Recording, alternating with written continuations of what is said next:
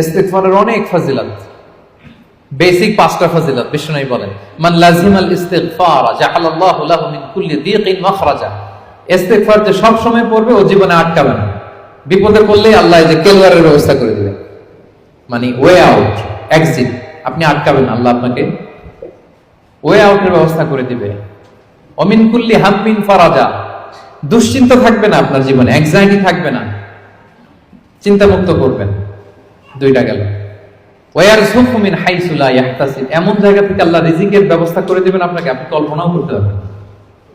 4 number, আল্লাহর পক্ষ থেকে বড় আযাব গজব কখন আপনাকে স্পর্শ করবে না। ওমা কানাল্লাহু মুআযিবাহুম ওয়া হুম ইস্তাগফিরুন, আমার বান্দারা যতক্ষণ ইস্তিগফার করে কোনো আযাব তাকে স্পর্শ করবে না। 5 নাম্বার, যে সব সময় ইস্তিগফার, উঠতে বসতে সব কাজে ইস্তিগফার করে, পড়তে পড়তে এক পর্যায়ে এই ব্যক্তি মুস্তাজাবুদ দাওয়াতে উন্নীত হয়ে যায়।